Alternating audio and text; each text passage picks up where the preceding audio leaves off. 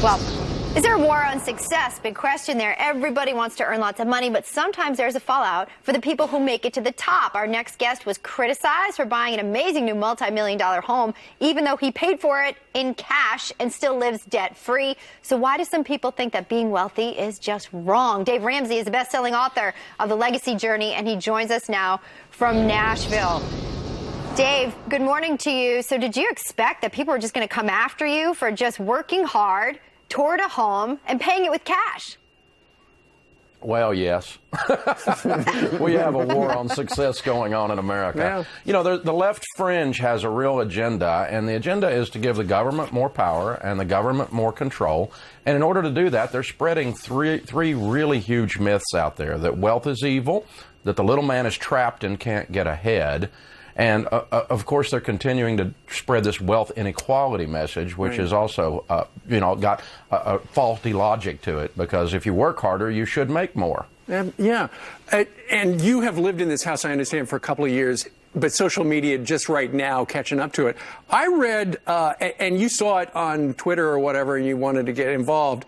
Somebody suggested, question whether or not you can be a witness for Christ when you have a lot of money. Calling you a hypocrite, really. It is. There's a toxic version of the left gotten involved in Christianity as well, and it's this idea that that Christians can't own anything or can't manage anything, and we technically don't own anything. Those of us that are Christ followers, we technically manage it for God and for His glory. But the idea that someone can have a nice home that's a small percentage of their net worth and still do things for the poor, right, and still do things for the folks that are struggling, and still have a quality walk with Christ, it's an absurdity, and it's actually a form of heresy. And by the way, Moses was rich, I believe. I haven't seen his account, but that's according to reports for people that were there. And he was a pretty popular guy that we look up to. Now let's talk about inheritance. We're talking about that today, one of our other stories. But when you inherit money, should you feel guilty about it? Should you be giving 50% of it up? No, you shouldn't, because again, that goes back to this wealth is evil message. Mm-hmm. Wealth's not evil. Wealth doesn't have morals. It's not good. It's not bad. What you do with it is what counts. And so when you inherit it, what you inherit is not the money. You inherit the responsibility to handle the money for the good of your family and for the good of society and the good of the culture. What about the idea, there's some Democrats out there, and this is tied to the death tax here, that they want to drug test those that would stand to inherit their parents' money?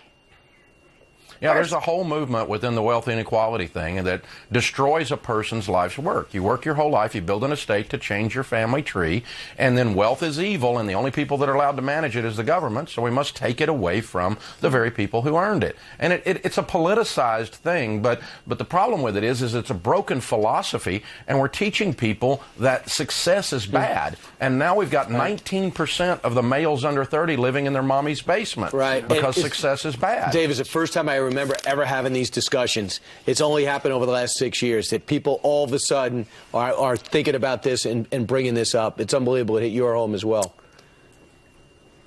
Well, thank you. You're right. And it can be fixed. I mean, again, all we got to do is just talk about it out loud logically, right, and not let this left-wing fringe take control of the conversation, which is a blogger in his mom's basement with $150 highlights in his hair.